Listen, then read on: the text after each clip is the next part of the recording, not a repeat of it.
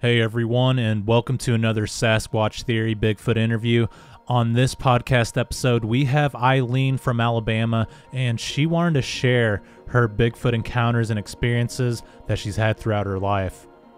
Eileen claims that she heard a voice in her head, and she took it as a warning. Soon after that voice entered her mind, she had a Bigfoot encounter. She feels like the creature was out to kill her, and she is lucky to be alive today. Sometimes we hear a voice in our head and we don't know what to make of it. I think personally it is the voice of God, and it's a warning to get out of a situation. And sometimes there's no answer as to why you heard your name called or someone that says get out, but I think there's just things that we can't explain, but you have to keep it in mind for the rest of your life because it does have a meaning.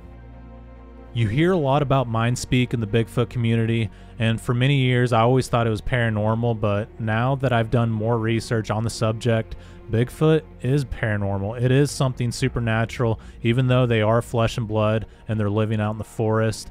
I think it all ties in, and they could possibly be able to mind speak, and there's other things such as angels, ghosts, and even God that can speak to you in your mind. So be sure to keep that in mind because it could very easily happen to you, and you have to be aware when it does happen and know what's going on around you. If you guys enjoy Sasquatch Theory, please like this video and subscribe to the channel. And if you have a Bigfoot or cryptid encounter that you would like to share with me on the show, please contact me at sasquatchtheory@outlook.com. Alright guys, with all that being said, let's dive into Eileen's Bigfoot encounter from the state of Alabama.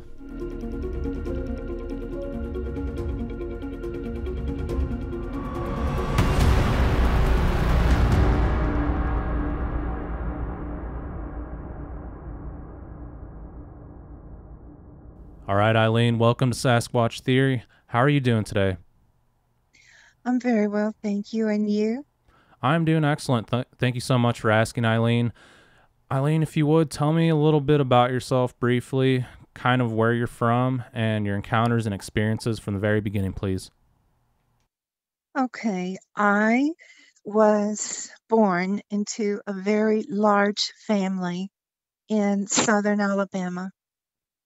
I was very fortunate to be able to live the first 7 years of my life with my maternal grandmother and her parents, my maternal grandparents.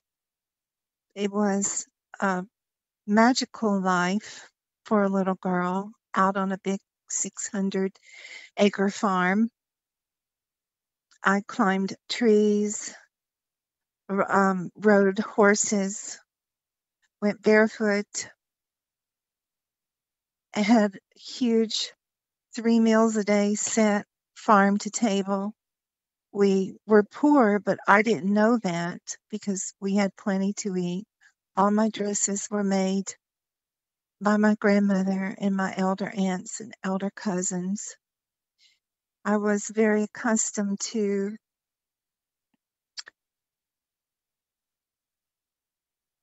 playing with cousins. There were many.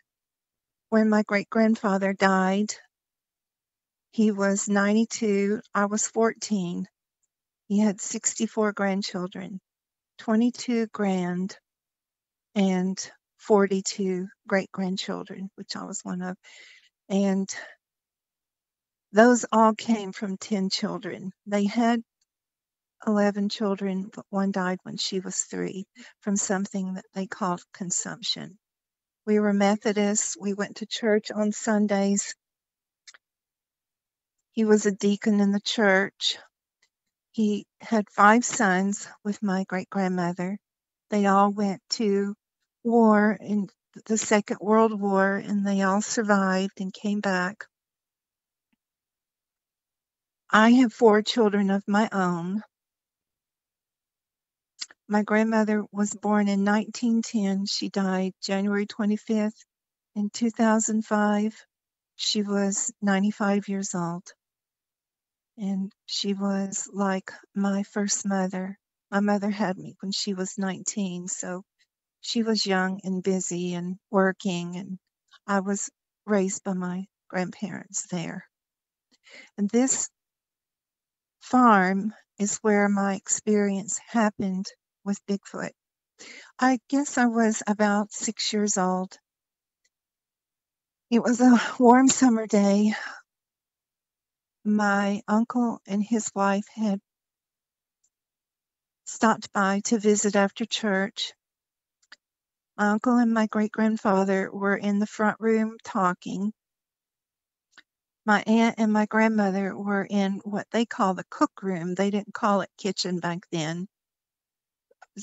Standing over the stove, talking, discussing whatever women talk about on Sunday afternoons. And I went out to the side porch to swing.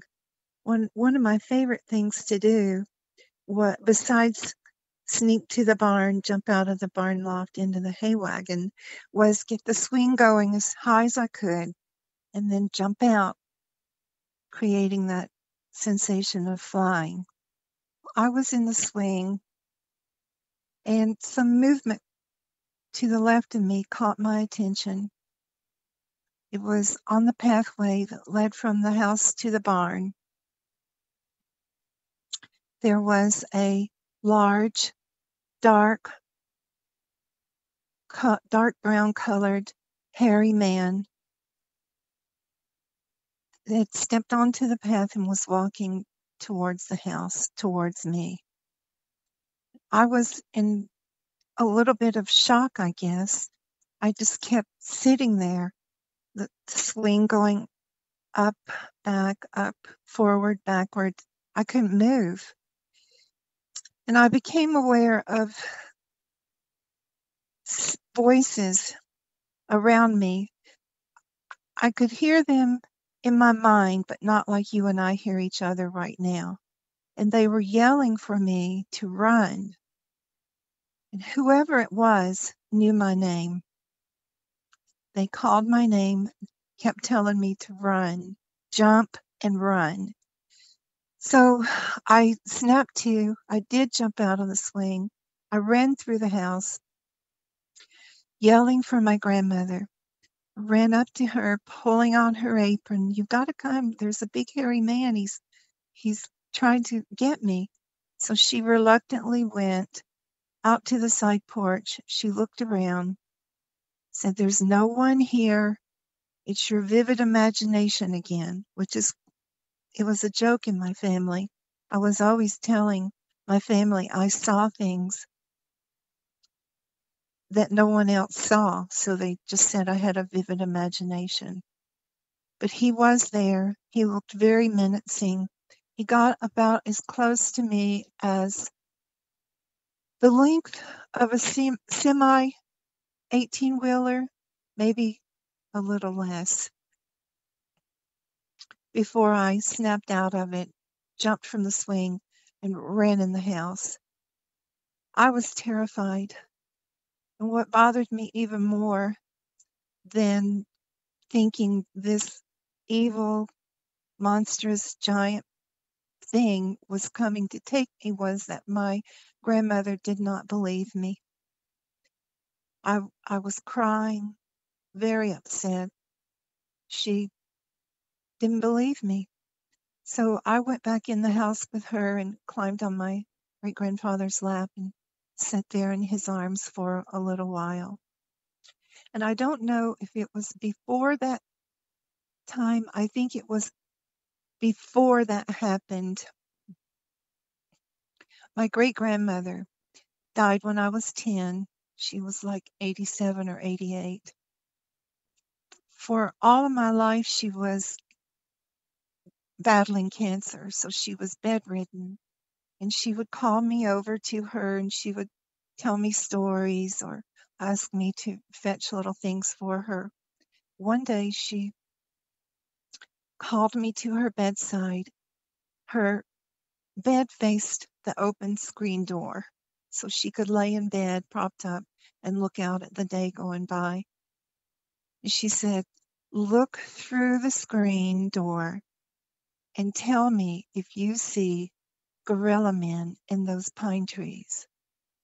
And I looked and looked, but I did not see anything or any movement. And she swore to me if I would sit there with her long enough and keep watching through the door, I would see them, that they climbed the trees. So I went to the cook room and told my grandmother that Granny says there's gorilla men in the pine trees across the road by your house. And she told me there was nothing there, that the cancer was affecting her mind, that she was reliving stories of my uncle's wartime stories about guerrilla warfare, fighting guerrilla warfare. And that kind of made sense to me. So I let it go, but I really didn't connect that with what I saw. It was completely different from in my mind, from what I saw. I didn't even think about it. I I remembered this and thought about it, and was it related many, many years later. Can you describe the creature that you encountered? What did it look like? Well, he was very big. I have uncles and cousins that are younger than me in Alabama, Mississippi, Illinois, that are 6'7" and 6'8". They're big guys, tall guys. And this creature was bigger than them. He was much bigger than my very tall uncles and cousins who would grow up to be big men also, that were younger than me. He was covered in dark brown fur. His hands hung really still down by his sides. His arms didn't move. As big as he was, you would have thought that a person could hear his footsteps. His feet were huge, but I did not hear any sound as he took steps towards me. His face was very man-like. If you've ever seen pictures, drawings of what Cro-Magnon man probably looked like, that's what his face looked like. It didn't have fur on his face, but all the rest of his body did. His head, I think, was just more normal. It didn't have a point on the top like people say Sasquatches have when they see them. And he had this very angry,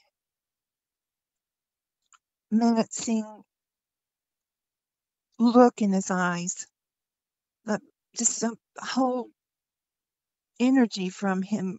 I felt a great sense of anger and harmful intention. I knew without a doubt he was coming to take me away.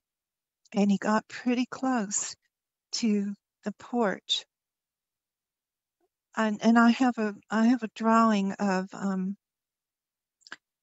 that homestead house, and you can see the porch and the swing on the side porch where I was sitting. Yeah, that is extremely terrifying. So you got the sense that this creature was coming to get you. Where do you think the voices came from? See, that's the other thing that validates it for me. If he was not coming to take me away and I guess kill me, why what I thought was my guardian angel? Why would someone like my guardian angel be shouting in my head, telling me to jump from the swing and run? I don't know who they were. I couldn't see them, but I could hear them in my head couldn't hear them like you and I speak. They were yelling in my head. And I'm pretty sure it was more than one person. It sounded like several or many people shouting the same thing at me at the same time. So they were watching what was unfolding. Yeah, that is I was terrifying. I was terrified to go outside alone or go to the barn with my cousins uh, ever. I never did. Um, my grandmother had a little house across the road from my great grandparents. My grandfather had built that house for her, and she ran the farm. She was divorced, and when she divorced and came home with my mother and her little sister, Papa built that house for her across the road. She managed the farm. She grew the garden. She put away the food. She tended the cotton fields. That's how they made their money. They grew cotton. Um, she raised me. She nursed Granny through her cancer until she died. But there were things that happened when we stayed in her little house and in my great grandparents' house um, that were very, very frightening. In my great grandparents' house, we always had hunting hounds, which everybody did back then around us. At night, the dogs would go up under the house set up like on large, very big stones, piles of stones. The dogs would go up under the house and yelp and cry and just sound and act like they were terrified of something. Every now and then I would hear one cry out uh, like he was injured or hurt. We had somebody banging on the house at night often. They threw rocks on top of the house. We had a tin roof, which made an awful loud noise. And we didn't. My grandmother maybe knew what it was. My great grandparents maybe knew what it was, but they never told me. I had no clue what was happening. I would whisper to my grandmother, "Who's out there? What is that?" And she would always say, "Close your eyes, child. Go to sleep. Be very still. Don't move. Be very quiet." And I would fall asleep, squeezing my eyes shut tight. And this would go on basically every single night. Maybe not so much through the winter, but definitely through the warmer months. And she had a Winchester 30-30 and a box of shells that stood by her bedpost my entire life. If she was not afraid of something, then why would she stand a Winchester with an extra box of ammo next to her bedpost? And of course, back then kids didn't touch guns. We knew guns were for protection or for hunting. So it was never an issue, a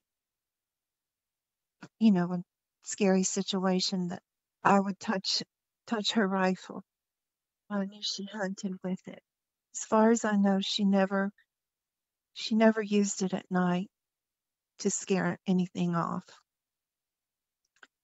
The elder uncles and elder cousins, the men in the family, would get together sometimes and they would go what they called coon hunting. And they all had coon hounds. And it was always around the family properties. I think my grandfather shared the 600-ish acres, maybe 640, with two of his brothers. And we were spread out, and everybody had their own little fields that they grew cotton in. One had dairy cows. Um, they all had chickens,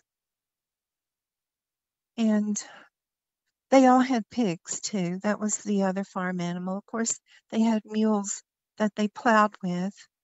I can still see my grandmother vividly plowing the garden in the cotton field with the mules behind a big plow.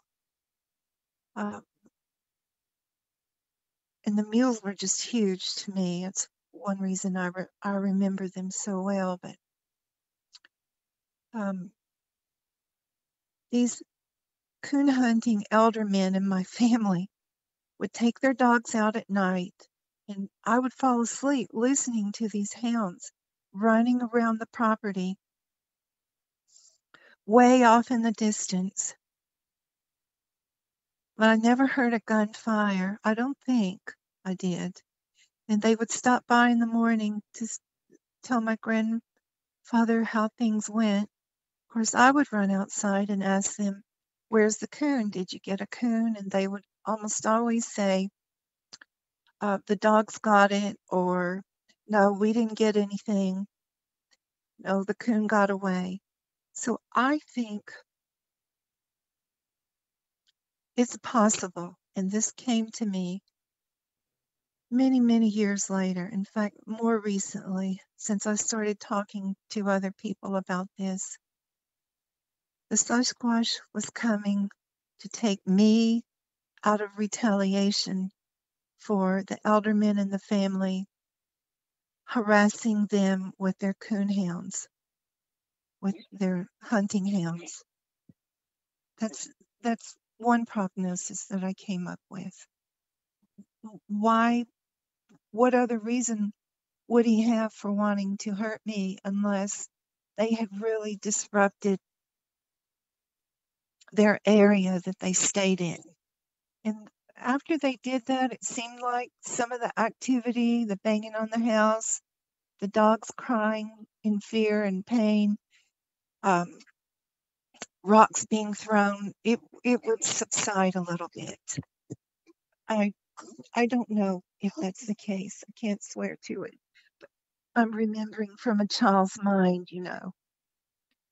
Yeah, that's an And excellent theory right there. I used to research at a friend's property, and he was trapping animals, doing a lot of hunting, and he claimed that the Sasquatch would get caught in his traps. And what he would do is he would tie the traps to giant logs because they kept disappearing, and the logs would end up disappearing as well. He had a bunch of casts that were perfect, some of the best tracks I've ever seen, and these things would come back and try to take his dogs and harass him. So I do believe they retaliate, and yeah, that's an excellent theory that you came up with, Eileen. so at my grandmother's little house, before we really, I don't know if we started staying over at Papa and Granny's house because Granny was much worse off, or because there was some fear in them. But they had us start sleeping at their house at night, so we were only at Mama's little house like through the day, to cook. And um, I think she had a little orchard she tended to over there, peach trees. She dried her apples over there. Uh, for whatever reason, we started staying at my great grandparents' house across the road at night. But before that happened, there were strange things that happened to us there in her house at night. I would They would wake up, my mother and grandmother, for whatever reason, and discover me gone from the bed. I slept with my grandmother all my life till we left there when I was 7. They would find me outside, and I would get a spanking, and I had no idea how I got outside. I just knew I was terrified, and I couldn't get back in the house quick enough. So this one night, I opened my eyes, and her living room window, I guess the top of it must have been about 8 or 9 feet tall. I could look straight into the living room and into that window, and I saw a man, a very tall man. He looked just like we look, but he had long hair, very much like the pictures that you would see of Jesus, in Sunday school. Yeah. His face and his head was at the very top of the window, and I tried my best to wake my grandmother up, and she said, "You're just having a bad dream. Go back to sleep." I was very, very afraid. Except for Sasquatch, I've never seen such a hate-filled face in anybody before then or since then. And the next day, I tried to convince her there was a man in the window. And growing up on a farm, you knew that yourself included and animals leave footprints in the dirt. I went outside and looked in front of that window just to see if there were footprints there where he had been standing looking in the window at me. There were no footprints there. She didn't believe me about that. And they didn't know how I was getting outside because they put a latch, a little hook latch, on the very top of the door that I couldn't even reach. And I wouldn't have been strong enough to open that latch had I been able to climb up there and unlatch it. So just before my grandfather said, "Sleep over here," I woke up, or I came to myself one night at the foot of my grandmother's bed. And I was with someone a lot bigger than me. I have no idea what they look like. I couldn't see them. It was very dark, but I could just see my grandmother's face in the moonlight coming in the window. And I was being told, "Get back in bed, be very quiet, do not wake her up." I was so terrified and just in, I guess, shock and upset that there was someone there in the dark with me standing beside them telling me to get back in bed and not wake my grandmother up. I screamed her name. I screamed and cried. And she sat up in bed. I don't know if she saw anybody or not, but she got hold of me at the foot of the bed and pulled me back up in bed with her. I've always wondered if she did see something. After that is when we slept exclusively up in my great-grandparents' house. We never slept another night in that house. We went there in the daytime, and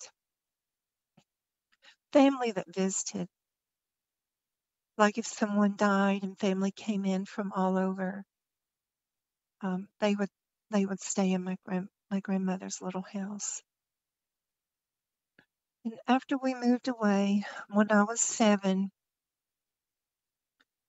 I think we were there till right after Christmas. I have a clear memory of my great-grandfather getting a galvanized tub with sand and gravel in it and going out to cut down a little Christmas tree and putting the Christmas tree in this little tub, and my grandmother and I decorating it with the popcorn and cranberries that we had been stringing, and putting the foil-covered star on the top of the tree. And right after that, we moved away to Tennessee. My mother and I did. While we were living there, we rescued an orphaned calf. And I say we named him Shadrach, but I think he came to us with that name from the farmer. And he had something wrong with his stomach, so we were about at that time 2 hours from my great grandparents and grandmother. So my mother and I took him to my grandmother. She raised him on a bottle, nursed him to health until her little barnyard got too small for him. And then my uncle took him to his farm, which was just down the road from my great grandparents' homestead. I mean, not very far at all. Probably not even a quarter of a mile, maybe that. This calf was just a big pet. Everybody loved him. My uncle just thought he was the greatest thing. He babied him, gave him treats all the time. One morning he went out to the paddock to see about Shadrach, and he found him dead. He had been brutally killed. All four of his feet were missing. I think his ears or one of his ears was gone. There were such horrible injuries to him that my mother and grandmother would not tell me what it was. My uncle called the sheriff, and none of them could figure out what it was. It was not a bobcat. It was not a wild animal. He had literally been hacked and mutilated. It was horrible. And my uncle always said he hoped the SOBs that did it burn in hell. It was a really devastating thing in the family for this big pet calf to die such a brutal way. And I came to believe that that was just a really bad place. And I only went back there to bury loved ones. My mother, my sister, my brother, my great grandparents, my grandmother, everybody in that cemetery is related to me. But I haven't visited my loved ones' graves in probably 17, 18 years. I just can't go back there. There's just too many scary things about that place. Too many bad memories, you know. So in Tennessee, right outside of the outskirts of Chattanooga, more out in the country, I was 21, and my mother and stepfather had driven about 90 miles away to Atlanta. I was supposed to get my little sister from school. I was off work that day. I worked as a nurse's aide in a nursing home, trying to make up my mind what I wanted, to go to college for. I didn't really want to go to school. On the way to get my little sister, I had not been in my car probably 90 seconds, maybe 2 minutes. I always watch my rearview mirror. My mother taught me that. The nose of my car pointed down a little hill, in a downward motion. You know how roads in Tennessee kind of dip and there's little hills all over. And in my rearview mirror, I saw not the blue sky that you would normally see, but total orange, like the brightest orange you've ever seen. Maybe the orange in a fire flame. And I thought, because we had 3 or 4 little Cessna planes, different sizes, and I had flown, I thought a plane was about to crash on the road, maybe on top of me. I remember thinking, if this guy sneezes, he's going to crush me. So I sped up a little bit, and there was a little road next to an empty field up to my right. I quickly pulled off onto that little road, threw my car in park, jumped out, looked over the top of my car back at the road that I had just pulled off of, and I could not believe what I saw. Over the road, just hovering there, was this huge orange triangle in broad daylight. And I was definitely in shock then. Whoever was flying it, I couldn't see anybody. It didn't have any seams or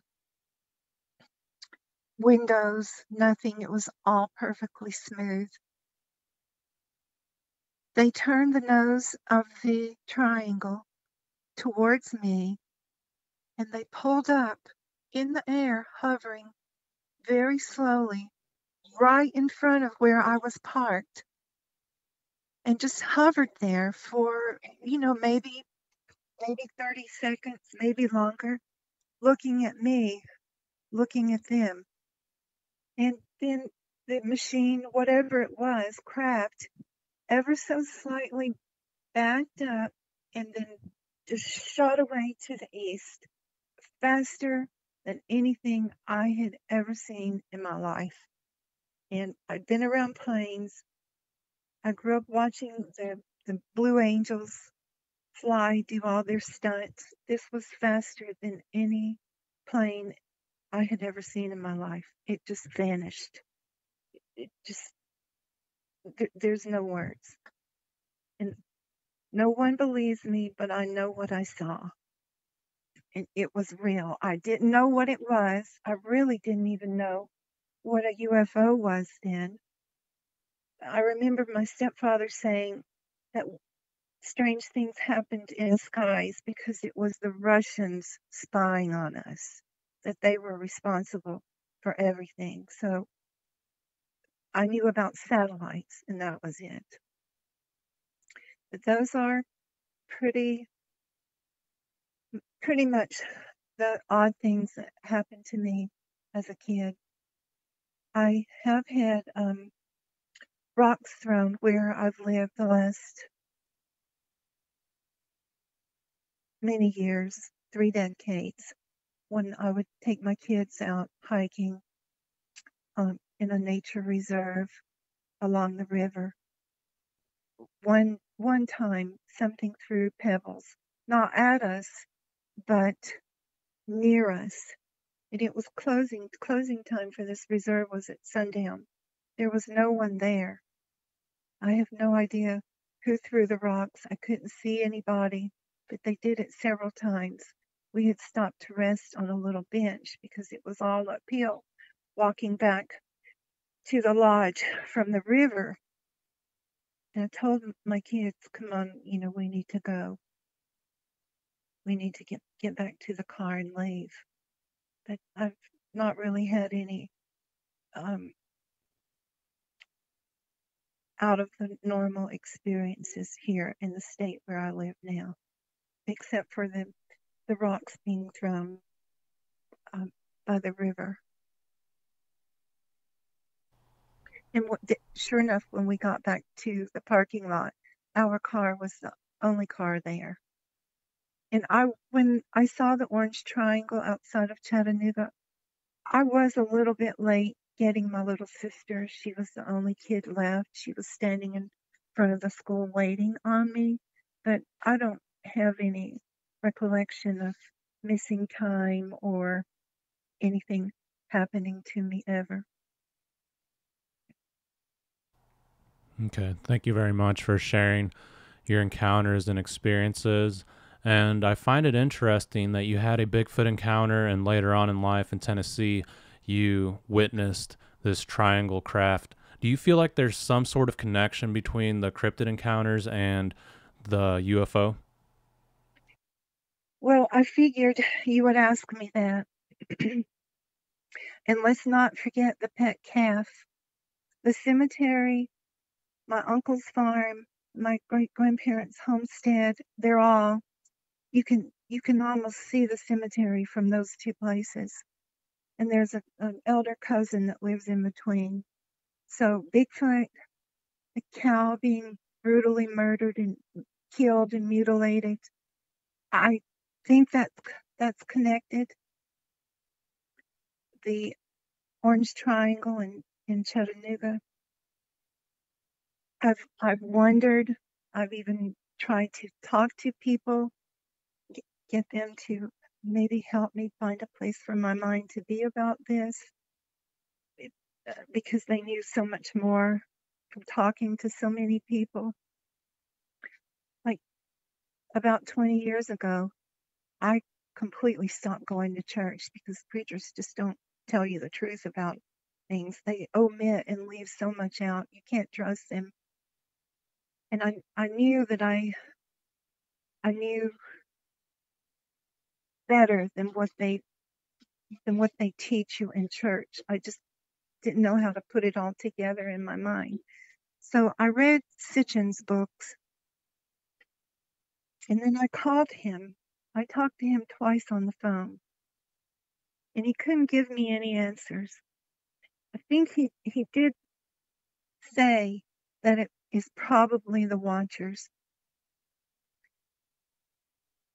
I was just beside myself, upset, thinking about such a thing, listening to him tell me that.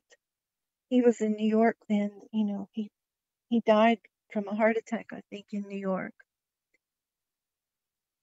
He asked me, did I believe in God, or did I have a religion or a faith? And I said yes. And he told me to hold tight to that faith. That's all I got from Sitchin, besides all the knowledge that he had, through all of his books. He was a wonderful man. I really liked him. And I also talked to David Jacobs. I wrote him a long letter, and I addressed it to him at Temple University, and he got the letter. He was a tenured professor of history, Temple University in Pennsylvania. And he I guess I can say he helped me more than anybody, because I talked to him several times on the phone, and he helped me to understand that when these things happen to people, it doesn't just happen to that one person. It happens to the entire family, or multiple family members over time. It's generational. And he had his own theory. He wrote that book, Alien Agenda, and I do have it, and I think I read most of it before I decided I really needed to talk to him. His prognosis was, there's something about my family, and that we were being monitored, watched, and that it wasn't just me, that it had been going on in my family for generations.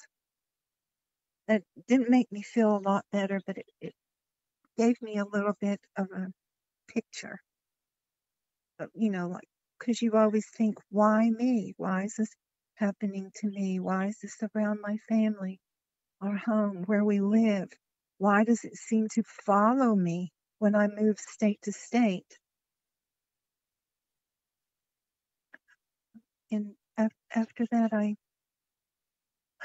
didn't write him. I didn't talk to him on the phone anymore. I know a lot of people have made fun of Professor Jacobs, but I think he's onto something. I think he's very knowledgeable, and his theories are just as good as others that I've heard. It makes more sense to me. But my family never talked about any of this, ever. Not once. And I went back to see my grandmother before she passed away. I was pregnant with my fourth child, and I laid my head on her shoulder and fell asleep. We were watching TV. I don't remember what. And I woke up and I said, Emma, I think I'm pregnant. I need you to tell me something. I'm deeply troubled about this. What was at the farm, on the farm, banging and pounding on the house all the time. I know you don't believe me, but who or what was that big, hairy creature that tried to take me off the porch? And she said, well, I don't know, but I will say, whatever was there then is more than likely still there now. And that's all she would ever say. Yeah, that is rather interesting that wherever you would move to, you would have activity. And I hear that from a lot of people who have a Bigfoot encounter or dogman encounter, alien encounter, that no matter where they move to, the activity seems to follow them. Where we are now, we've lived in this house 25 years. I've raised my 3 younger kids in this house. We're in a suburb. There's people all around us. It's you can't walk outside without somebody seeing you. But in the house, we've had so many strange things happening, like very tall, 7 foot tall or taller. I think the ceilings here are about 9 feet. Cloaked, shadow people, like very large, black, cloaked. You can't see their face. They're always like slipping around the corner or in the foyer. People that visiting in-laws have said, "Who was that? Who just ran by the door? Who just walked around the corner?" And my kids and I wouldn't say anything. My little girl, my 4th youngest child, she labeled him Big Black Man. And one time she said, "Oh, that's just Black Man. He won't hurt you." And of course, I went through about 20 minutes of questions.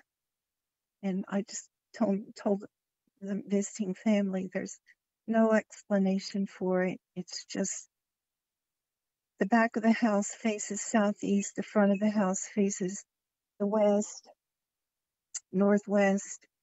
There's a lot of windows here. It's probably just clouds moving in front of the sun, between the windows and the sun, casting shadows in the house. But I knew good and well it wasn't, because we saw the same thing at night. This has gone on for so many years. It's not even scary anymore. It's just the norm for us here. Once on a sunny day, the wind was not blowing very hard at all. Our front door it was locked. It has a deadbolt on it. It has this childproof lock at the top. We've always called it burglar lock. Both locks were on, and the front door just burst open so hard that it slammed against the wall behind it. It's a big door with glass frames running down each side of it. That really is completely unexplainable. I have no idea what caused that. I walked in the foyer, stood there looking at the door, closed it, and just walked away and forgot about it. That just things that aren't explainable that continue to happen here. Yeah. So the Bigfoot, the grown big calf, he was still young, being butchered. The orange triangle, the I don't know if it's poltergeist or shadow man, shadow people. I don't know what it is, but all this it's what we live with every day. And there seemingly there's no answers.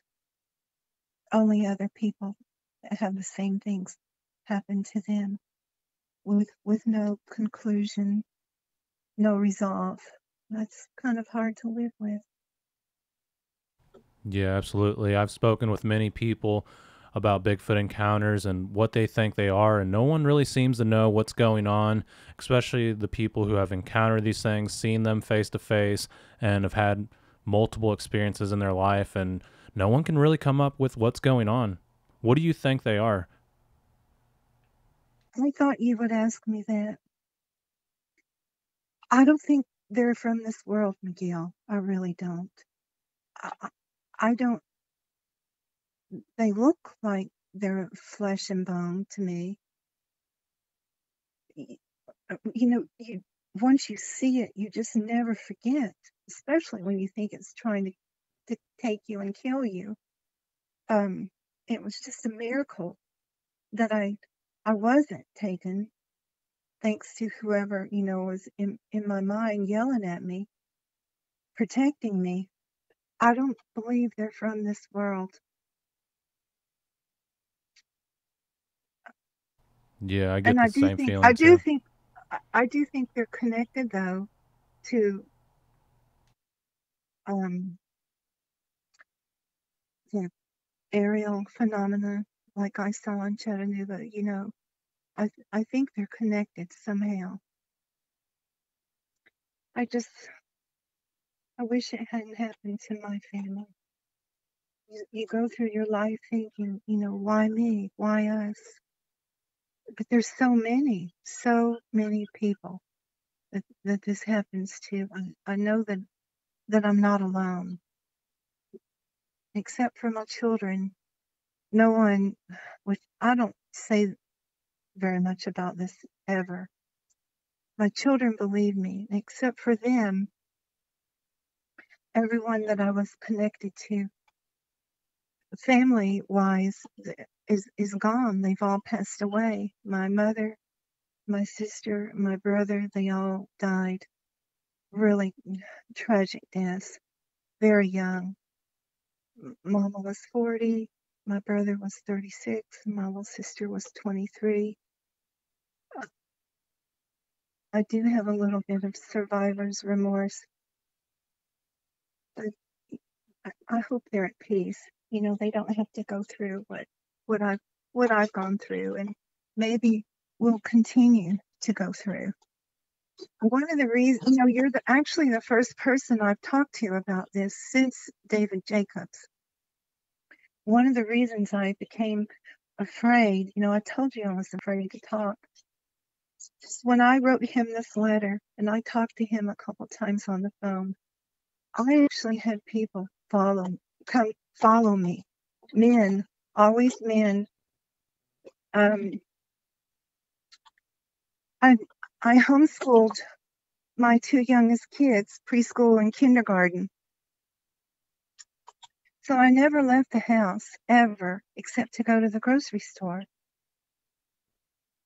That was the only place I could be approached, was at the store, because I was always home with the kids. One of the times I went to the store, there's a bank in the store. I deposited money to pay bills, bought just a few things. I had my daughter on my hip. There's a 2.5-year age gap between her and my third child. And I had him by the hand. And I could hear men laughing and talking the next parking aisle behind where I was parked. I got right almost to my van and approached the door to put the kids in their car seats. And these three men that had been talking in the lane behind me swiftly came up on my kids and I. One walked straight up to me. One walked down the driver's side of the van and stopped at the driver's door. And I think the other one just stood behind my van. But the one right in front of me, and these were big men. They were very tall. I don't know how tall. Over 6'4", I know that. The one that came right up to me, he asked me, did I know where this new business was being built, going up. and everybody knew about it. It was the Myers grocery store. And I said, well, do you know where the mall is down here to the left? And he said, yes. And I said, well, you turn left at that light at the mall and go straight, go under the railroad track, and it'll be right up that hill on your right. And he said, okay. And instead of just releasing me from that question, he just stood there looking at me, just held my gaze. And you know how when that little alarm goes off in your inner being, like something's not quite right here? I I looked him, looked straight in his eyes. I kind of tilted my head to the right, like, what do you want? What else do you want? And he said, okay, then, thank you. And they got in the car that I hadn't even paid attention to, parked next to me. And it was a brown, like a brownish gray government car with government tags. And they backed out and left while I thought they left while I was getting the kids in their car seats really quick.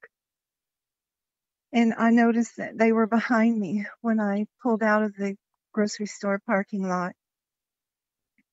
But when I turned on the road to come into my neighborhood, they went straight. I thought it was because I had talked to David Jacobs. That was scary. It really unnerved me. 3 grown men surrounding your van. You're alone with 2 little kids in a parking lot. And then, not just going on after a normal question and being given your information you requested, but lingered. That was pretty scary. So I didn't talk to anybody after that. I did tell Professor Jacobs what happened. And he thought that I was being watched or, on somebody's radar somehow. Yeah, it very well could be. And I hear that from a lot of people that after they release information or talk about something, that some type of, I don't know, maybe government officials or group of people end up following them. Do you really? I've not. I don't know anybody personally that's happened to. No, I've just heard people where like they're investigating, like let's say a state park, and they'll go there and there's like these black SUVs there and no one else is allowed to go in. I don't know. I've had a strange experience, and this was before any of my encounters. It was whenever I was younger. These 2 men showed up to my house and knocked on the door, and they looked like the Men in Black, kind of like the movie Men in Black, just the white, Yeah, the American guy, the white guy. They both yeah. looked just like that, and I don't know. It's like they had like a raincoat, suit, tie kind of deal, sunglasses, the Mhm. top hat, and they drove a car like Mhm. Cruella de Vil. But this was before I ever had any encounters. When they knocked on the door, I answered. They asked me, "Are your parents home?" And they just like stared at me, and I said no. Kind of backed up a little bit and just shut the door. But I thought it was unusual. They never came back either. No one knew who they were. It's unnerving, isn't it? Yeah, it is, because I never really thought anything of it until after I had my encounters and I heard about the Men in Black, and I'm like, wait a minute, those people that showed up whenever I was a kid. I don't know. Maybe my mind's just playing on me, but that's kind of what I think. No, I don't think it was a coincidence. Mm. I don't really believe in coincidences ever. I never have, and more so now. I told you I was afraid to talk to you, and I didn't articulate any of it very well. I tried. It makes me nervous to talk to people about it on the phone. 'Cause all my neighbors and my older son says everything you say on cell phones is recorded now or listened to. Now I'll worry what's going to happen since I've talked to you. Will anything happen? Will anybody bother me? You know, because I told you I believe there's people that monitor what your people say when you interview them. They monitor everybody like you, I think. They want to know, you know, the current of what's going on in people's heads or what's happening in their lives. I believe 100% that people you interview are listened to, not just by others with similar experiences. Yeah, it could be a So possibility. I've never heard of any of my guests saying that something strange happened after we did an interview, or even people that I go and visit and do research at their property, like live videos. I've never had any of them say anything strange, but I mean, I do believe they're documenting everything, and they can listen in anytime they want. But I think, if it's something someone actually has like the answer, that's more of when you have to worry. Like somebody has videos of UFOs and aliens and something big that happens. I mean, that would be more of a reason for them to investigate. But as far as just people telling their encounters and stories, I think they know, like, the public just doesn't believe in it without substantial proof. Yeah, they've done a really good job at debunking people. I will say this to you. I certainly hope people don't get frightened or harassed that are on your show. I've talked to you because like I said, I hoped it would be a little cathartic, but I like listening to people on your show and to you. And I appreciate the work that you do, and I wanted to help you out. But I didn't know of a person by the name of Peter Davenport existed. But many years ago, I did call. It's like a UFO reporting hotline or something. You talk to Peter Davenport and you tell him your experience. So I did report it to what I saw in Chattanooga, the huge orange triangle. I did tell Peter Davenport about it. But many, many years later, it's been like within the last 15 years that I did that report to Peter Davenport. Yeah. So I hope this helps your channel out. Forgive me I'm a much better writer than I am a speaker. No, As that's you probably understandable. Noticed in my emails. Yeah. I know it took you a while to finally open up to me, and we've kind of talked back and forth for a while now, and you contemplated on contacting me and telling your story, but it really does mean a lot. I'm sorry, go ahead. No, you go ahead. Do you remember I told you that my story was published on a certain person's website that does a lot, but I didn't mention it talking to you because you know that I used my first name for that story being published, and I'm using my second name now. Like I told you, I just want to be completely transparent. That's how afraid I am to talk on the phone to, I have a family to protect, to people like you about such matters. But my story was published on this man's website. It's up to you if you want to mention it. I just thought that it would make you or me or both of us less credible if people realize that I'm using a different name with you than I did when my story was published. I wish I'd really thought about this then, but I didn't. But you said it didn't matter. You can tell people if you want to. You said you read the story, right, where it's published? I don't remember if I did, but I do remember speaking with you and who you mentioned. I mean, it's up to you if you want to mention whose channel it was on, and you know, it's a pretty big channel, and a lot of people have a lot of respect for him. So, Well, first of all, I had to sign an affidavit stating that my story was true before they would even really consider listening or taking my story, publishing my story. So I did sign the affidavit. He's a former policeman, and he does a lot of research on the missing people in the country, which I think has a lot to do with Bigfoot. And I know his son did before his son died. And I think that he's come around to, maybe he already thought it. I was told by a man that used to work with him, he really thinks that, but he just wouldn't admit it, but he's admitting it more now. And his name is David Polites, or Politis.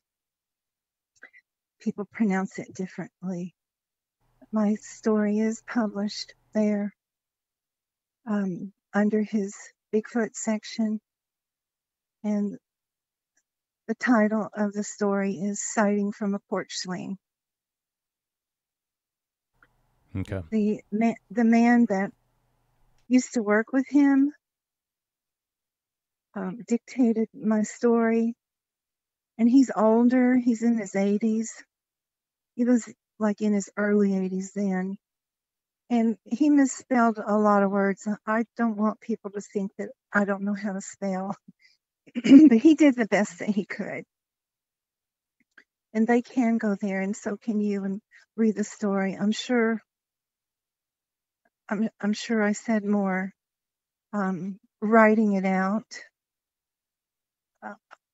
in an email, which is where it was dictated from, than I've been able to speaking with you. Sorry about that. No, that's completely fine. And yeah, like I said, I appreciate you for getting in contact with me and sharing your encounters and experiences with me here on Sasquatch Theory. It really means a lot. I know it's not easy to do, so thank you very much. And I do believe you 110% that these encounters and experiences happen to you and your family. Thank you, Miguel. I appreciate it. Take care. Bye-bye. Yeah, you too. Take care. Bye. All right, Eileen, I really appreciate you for reaching out to me and sharing your Bigfoot encounters and paranormal experiences here on Sasquatch Theory. And it certainly is a terrifying thing to have a Bigfoot encounter multiple times and to experience the paranormal activity throughout your life. It will certainly make you wonder if there is a connection, especially whenever there's UFOs and aliens involved. And I know for the listeners, you know, it's a little bit out there, but until you experience it for yourself throughout your life, you can't really say. Some people, most people, never have any type of experience, whether it's Bigfoot, paranormal, UFOs, and then some people have stuff happen all the time. What can we make of this, and is there an answer to it? I think that we are wrestling with the supernatural, the spiritual, and the flesh. It says it in the Bible, and I think that is very true. We wrestle with principalities and forces of darkness, and I think that's what's really going on in people's lives, and you just have to be aware of it because it could very easily happen to you. The listener who hears this and says, I've never had anything strange happen, never in my life, I don't believe this, could have a very, very dark encounter the next day. I really appreciate everyone for listening today and for everyone's support. If you have a Bigfoot encounter that you would like to share, please contact me at sasquatchtheory@outlook.com. Be safe and take care, everyone.